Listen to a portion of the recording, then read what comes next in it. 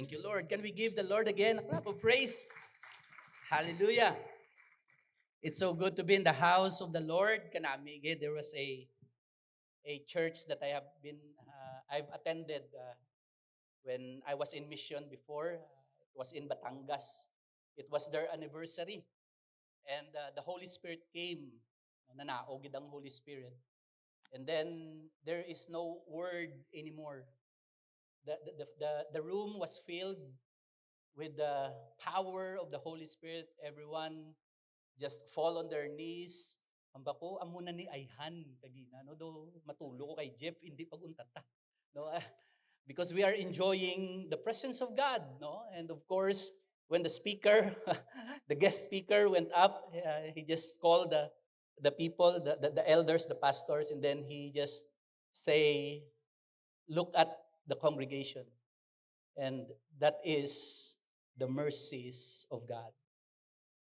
Ginpatulog lang, and everyone just hug each other and they just celebrate the goodness of God. But today, hindi ko na paghimuon. Okay?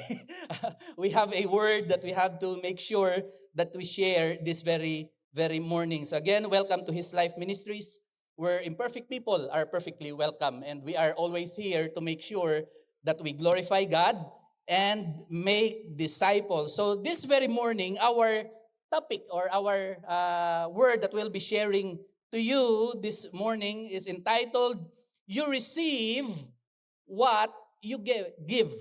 It is a topic of our series, The Key to Happiness. It's called Life in Christ is the Key to Happiness. This is a 2-month series. No? Duwa ni kabulan ng aton inistoryahan. So this very morning, tell the person beside you, are you still happy with me? Come on. Because we're talking about happiness. Hindi bala? We're talking about happiness. Ang bala sabi, happy ka maman sa akon. Ang bala sabi, kagang bala siya, gusto ko, happy ka. Yun.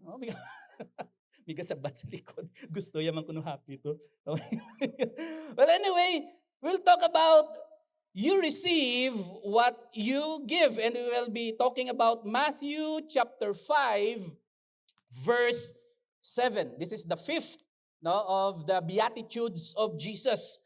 It says there in Matthew chapter 7, verse 5, Blessed are the merciful, for they shall receive mercy. And may the Lord add blessing to the reading of this word. This is already have been taught to us. Kanami, when we talk about mercy, hindi tagin na siya madula ang grace. Hindi tagin na siya madula. They come together, they go together. And later on, we will see that. Now, the question this very morning that we have to answer, how merciful are you? Because we're talking about mercy. Okay? How merciful are you? Isa may mga tao nga galabay lang ang kureng sa ila, dalom si paon la. So, hindi sila merciful sa mga sapat.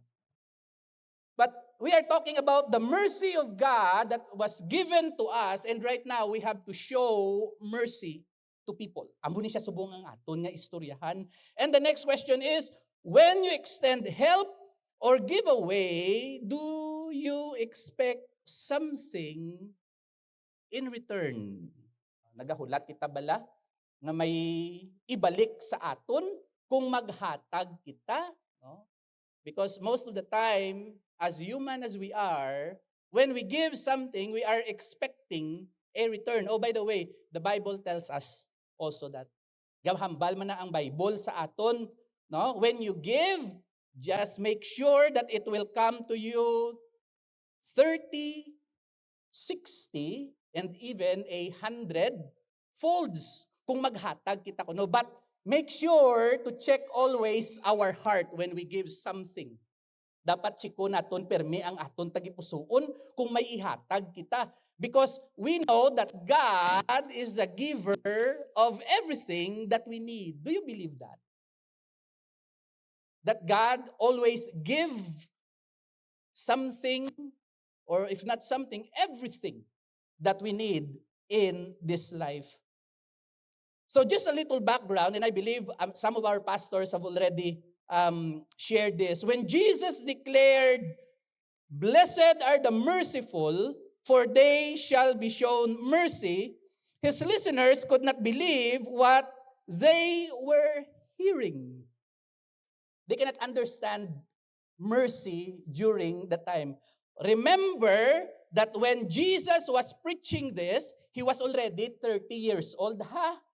He was 30 years old. And 93 years already, the Romans have captured Israel, Jerusalem. For 93 years, the Romans have no mercy. So mercy was not in the vocabulary of the Romans during this time. And that is why when Jesus says, "Blessed are the merciful," that's why nakibot gid ang mga Jews during that time. Siling nila, merciful under the Roman government? Merciful? Because during the time, 63 BC, the Roman government took control over Jerusalem. And when Jesus was already 30 years old, 93 years na, that every day there is a killing that is happening. May nagakalamatay. Aside from Jesus, every day there is a person that is being hanged on the cross. So every day niya, wala niya mercy during the time sa ila. And even the soldier shows mercy to a person, the soldier is being killed. So mercy is not in the vocabulary of the Roman government during the time. That is why siling nila, what? Mercy? For the Jews were under the oppressive rule of the merciless Roman Empire. The Roman glorified justice, courage, discipline, and power, not mercy. They considered mercy to be a sign of weakness during their time. But here comes Jesus preaching the word of God and says, "Blessed are the merciful, for they shall receive mercy." Brothers and sisters, whether we like it or not, we live in a world that gets but does not give. Naga-star kita subong sa sininga kalibutan nga gusto lang magkabi. Just like to get something but does not give. We want to receive but we don't want to give from time to time. That's why it is very important when Jesus says, "Blessed are the merciful, because they will receive mercy." The Bible says, what you sow, you will reap. If you sow love, what will you reap? Love. When you sow unforgiveness, what will you reap? And tell the person beside you, what did you sow? Come on. Anong gintanom mo sang mga nagliligad ng mga simana, inadlaw? Or mga nagliligad, gabidulan? You might reap it. No? Because we are talking about the forgiveness of sin. That is why in Acts chapter 20, verse 35, "In everything I did," this is Apostle Paul, "I showed you that by this kind of hard work, we must help the weak." And during the time, the Jews, weak, no? Maluya sila during this time because of the Roman government. Remembering the words of the Lord, Jesus himself said, "It is more blessed to give than to receive." Again, because of the nature of humankind, we are dalok in nature. Tuod ginaya. Dalok kita in nature. That is why Jesus wants to make sure that we are a giver of something that came from heaven. That we have to give love, that we have to give mercy. That's why, as what I have said, without grace, there will be no mercy. And without mercy, there will be no grace. Bangod ang grasya, kag kaluoy sang Dios maupod gini sa pirmi. Jesus, our God, is a merciful God. That is why He gives grace to each and every one of us. It says there, mercy is God not giving us what we deserve. That is mercy. We don't deserve something. That is why mercy had to come. Dapat ang mercy, ang kaluoy, maabot gid. We don't deserve salvation. That is why we need the mercy of God. While grace is God giving us what we don't deserve. And mercy is the act of withholding deserved punishment. That's supposed to be, we are already doomed in hell. Because of our sins, supposed to be ang atong direksyon niya, impyerno na gidya. But because of the mercies of God, everything changed. That's why I tell the person again beside you, you are blessed. Because the mercy of God is in you. Ang kaluoy sang Diyos bala, ara sa aton. That is why we are still sitting here, listening to the word, because of the mercies of God. Without the mercies of God, everything falls apart. That is why, brothers and sisters, mercy plus grace equals forgiveness. We cannot talk about mercy if we don't talk about forgiveness. That's why, again, tell the person beside you, ready ka na mag-forgive? Hambala siya bala. Do wala gid ready? Do wala ready, no? Do dire ko lang aside no batian jud. We have to be ready. We have to forgive. We have to be ready. Our hearts must be ready because forgiveness is not a feeling. Di ba la? Usual na ginahambal. Forgiveness is not a feeling. It is a choice. Sometimes we don't feel to forgive something or someone, but we have to choose to forgive. And that is mercy. That's why God said again, Jesus says, blessed are the merciful, for they will receive mercy.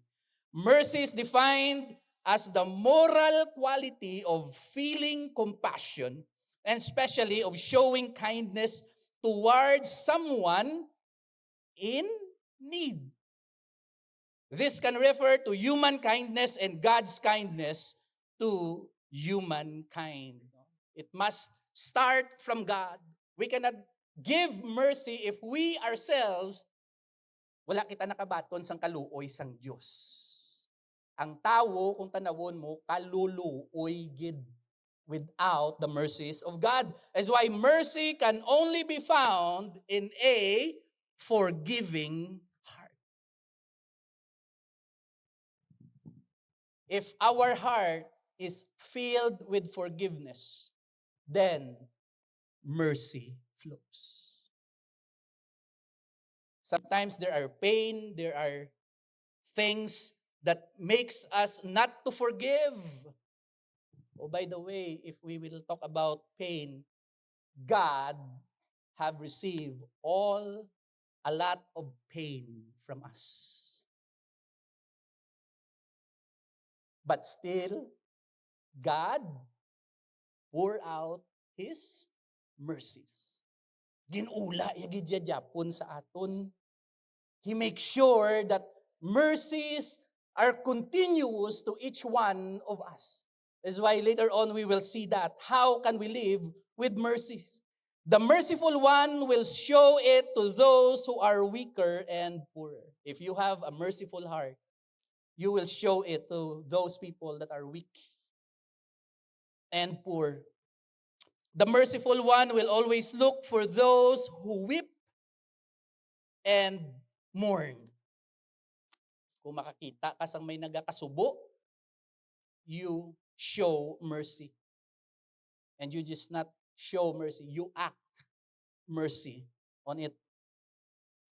The merciful one will be forgiving to others and always looking to restore broken relationship. Ikaw niya mangita, iya pa maagi, ay ti, pastor daw, ti siya man tong naghatag sala, siya man to naguna, ako gid mangayo, pasinsya. Hambalab lang tupad mo, unahin na lang bala. Don't wait for that person. If we have a merciful heart, if we have a heart that is filled with mercy, we will be a forgiving person and always looking to restore broken relationships. The merciful one will be merciful to the character of other people. Can you do it? Kasadya ko mag-istorya, kitablas ang karakter because there's a lot of character. Positive things and negative characters ng tao. Because if we look at the character of a person, sometimes we hold back. We don't show mercy. Babayiida sila. Usual mabatian, nan-gaba. Usual na sa kagagwas, bata. Nan-marisi. Ginggabaan kasang Diyos, kaya nga mga batasan, bauperti palihog. The merciful one will be merciful to the character of other people. It's not easy. It's hard. But we have to show mercy. And just to think the best of them whenever possible. Choose to see the best of that person. Not to curse them, but rather to show mercy on them because God did it already. That's why Jesus is very strong when he says, be merciful. Blessed are the merciful. Because one day you will receive mercy. The merciful one will not expect too much from others. Ganyan ba lang tupad mo liwat? Hindi na ko pagsuktas ang ginhulam ko sa imo, ha? Hambal pastor. So by the way, if you are a merciful person, please pay. Palihog man bayad ay. Will not expect too much from others. The merciful one will be compassionate to those who are outwardly sinful. Why? Because we ourselves are sinful also. That's why it's a katikalon sa aton when we see sins from other people. No, di ba? Do katikalon kasi if we are a Christian, do katikalon sa aton when we see sins of other people. Oh, by the way, we are sinful also. Washed by the blood of Jesus, by His mercy and His grace. That is why we have forgiveness. Maging patawad kita sang Diyos. And also, the merciful one will have a care for the souls of all men. That is why I praise the Lord for our Cambodian team. Ato sila subong sa East. Nagstay to sila sa aton. No? They have passion. They have care for other people. No? They have already set their hearts for Cambodia to share the gospel to other people. Be merciful and give others a second chance. Hindi ba? That is mercy. Oh, by the way, it's not second chance. Third, fourth, fifth chance. Because that is the heart of God. The merciful demonstrates mercy with acts of kindness and love. And of course, we have said it already, the merciful forgives. Nagapatawad ginisaya. Though it's not easy to forgive, but we have to forgive. That's why in Luke chapter 6, verse 35, this is Jesus saying, but love your Enemies. How many times do we hear this sermon? 100, 200 times, 1,000 times? Kapilatan na ni siya nabatian that love your enemies. But sometimes we don't do it. Why? Because maybe of some pains from the past. And that pain from the past is caused by other people. No? Tuod, no? Talagsa lang ang pain nga we cause it. Kitab lang naga-cause. Sang pain sa aton nga kabuhi. Most of the pain is caused by other people. That sometimes we see them as enemies. That is why Jesus is very clear when he said, blessed are the merciful. Because the Jews during the time looked at the Romans as their enemies. Kontrata ni sila ya. That is why they are waiting for the Messiah to come, just like David, a warrior Messiah. But here comes Jesus, a man full of meekness. A man that is full of humility. And then he says, I am the Messiah. Ha? Ikaw? Hindi ka gani ka, siguro, sang imo nga kaugalingon? That is why siling ni Jesus, he says, but love your enemies, and do good, and lend. Sigurado ka, pastor, may lend? Daw good lang man to? Ara na sa Bible ang lend. No, kabudlay. Love your enemies and do good and lend, expecting nothing in return. And that is mercy. And your reward, hallelujah, will be great. Thank you, Lord. When you do good, and when you lend, and when you love your enemies, expecting nothing in return, your reward will be great. Salamat sa Ginoo. And you will be sons of the Most High, for He is kind to the ungrateful and the evil. Wow, this is very powerful. He is kind to the ungrateful. And He is not just kind to the ungrateful. Jesus, our God, is kind even to people that have evil desire.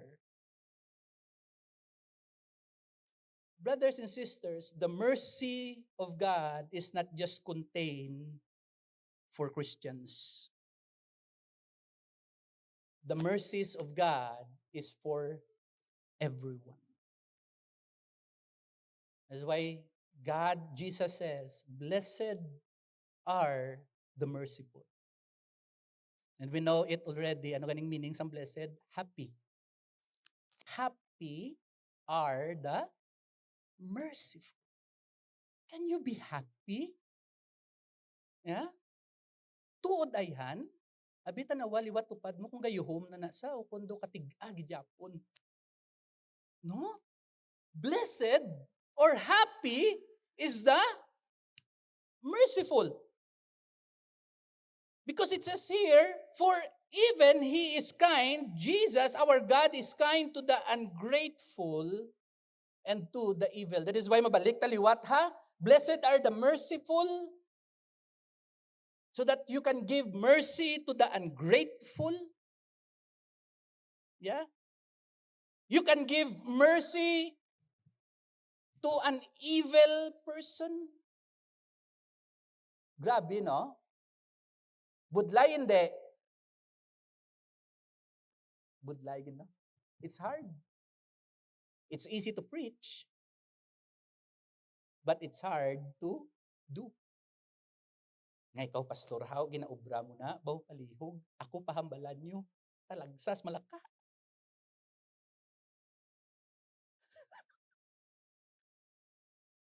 Because human, human as we are, we have reservations.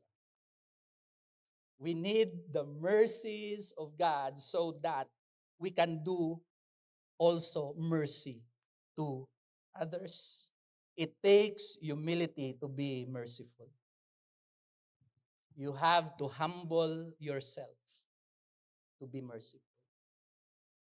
Jesus humbles himself. Ginpaubos ni Kristo ang iya nga kaugalingon.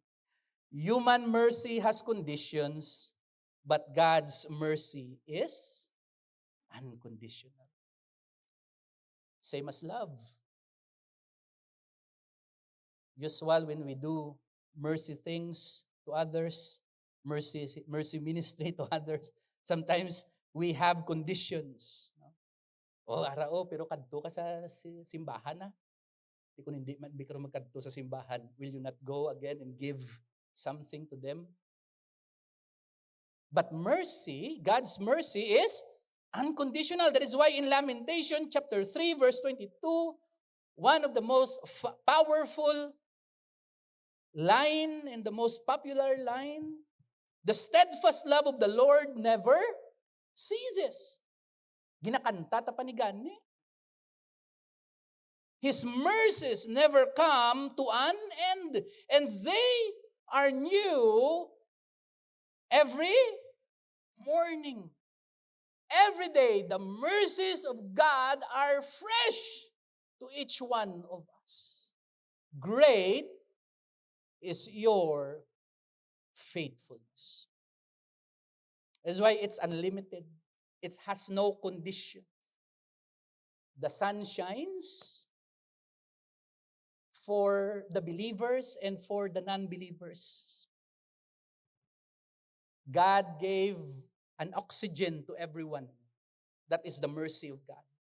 For those who believes in Him, and even for those nga nagahambal, atheists sila, they don't believe in God, still they receive the air that they breathe. And as what we have said, they are new every morning. That is why kaklaro sang hambal ni Jesus, blessed are the merciful, for they will receive mercy. That's why we have to give mercy every day. Is it easy? But we have to. That's why I tell the person again beside you, patawara na to sa bala. Ambala siya bala. Iwat. Na. May nagahinuring-huring man, may nagahinagong-hagong man, no?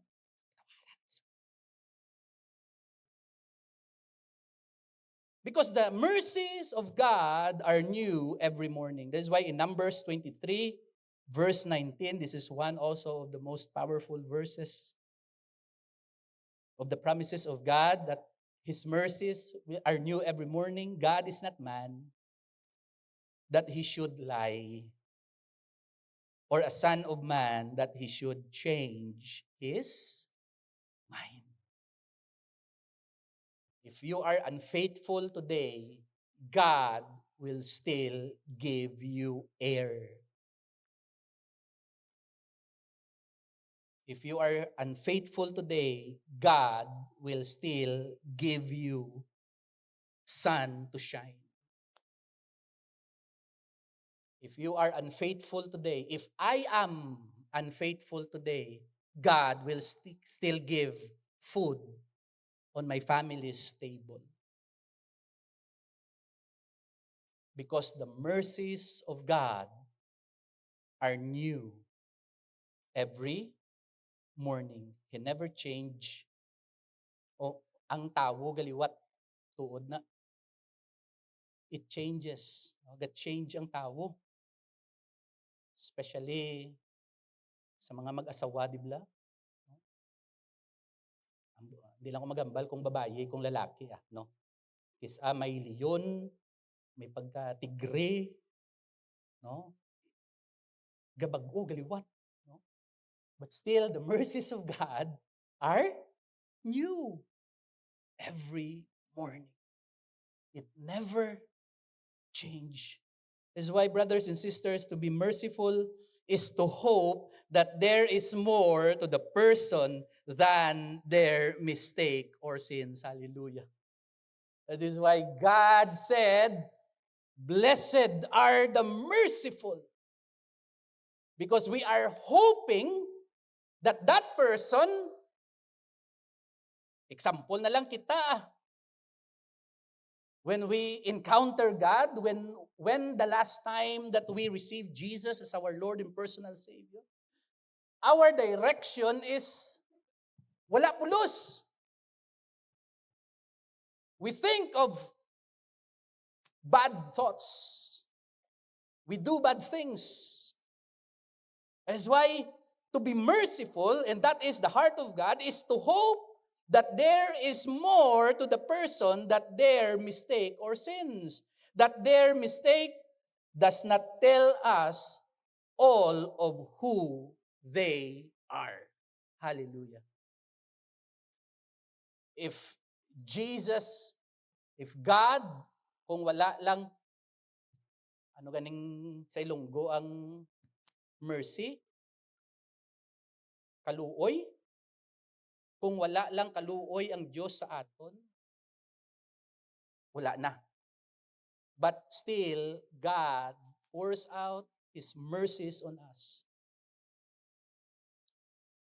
That the time that we receive Jesus, the time that we have received salvation, the time that we receive grace, the time that we have received forgiveness of all of our sins, now it is our time to be merciful to other people. Amo nang ginahambal ni Ginoong Jesucristo in the Sermon in the Mount. To be merciful, I am counting on God to provide the possibility of real change in the person's life. That is why, brothers and sisters, if you still have a person or a loved ones that have not yet come to Jesus, don't stop praying for them. Always declare the mercies of God to be upon them. Because that is our job. Amo na sa ang aton obra. Amo na sang aton trabahoon nga mabato nila ang kaluoy sang Dios pareho sang pagbato naton. That is our prayer. We want to be merciful because God has not given up on the person, so neither should we. That's why I tell the person beside you, next Sunday, bring that person. Ang bala sa bala. Bring that person, ang ginapangamuyo, ano bala subong? Bring that person next Sunday so that they can receive the mercy of God. They can experience what you've experienced. They can experience what we have experienced. And that is the love of God and the mercy of God. That is why in John chapter 8, verse 11, the story of Jesus. But Jesus went to the Mount of Olives.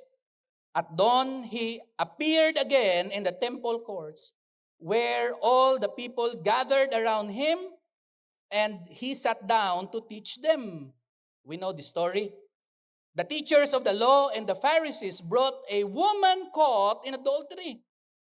They made her stand before the group and said to Jesus, "Teacher, this woman was caught in act of adultery." And in verse 5, in the law of Moses commanded us to stone such women. So may gindala sila, nadakpan nila that having an adultery. Oh, by the way, supposed to be bayi kag laki na didalo nila. Gali ang laki, dasig lang guro magdalagan. That's why babae ang ilang nadakpan. And siling nila, now, what do you say? They were using this question as a trap in order to have basis for accusing Him. So that is why they have a plan for Jesus. That is why they bring this woman who committed adultery. But Jesus bent down and started to write on the ground with his fingers. When they kept on questioning him, he straightened up and said to them, "Let any of you who is without sin be the first to throw a stone at her." Just a little background. In the tradition of the Jews, the person that can throw a stone to a sinful person if you have not committed that sin. Okay? Makabato ka lang sa isa ka tawo nga may sala kung wala mo man nahimo ang ina nga sala. Now, here's the catch. Again, he stooped down. Okay. Let any one of you who is without sin. Another translation, who don't do adultery. Be the first to throw a stone at her. Again, he stooped down and wrote on the ground. At this, those who heard began to go away, one at a time, the older one first, until only Jesus was left. With the woman still standing there, Jesus straightened up and asked her, "Woman, where are they?" Kung sino ang wala nakakommit adultery, amo ang maghaboy sa adulterous woman. And what happened? Everyone committed adultery. Kung sa aton palingwahe, diin to ang pareho mo nga mga adulterer. Wala naghaboy bato sa imo. Because they have also committed those sin.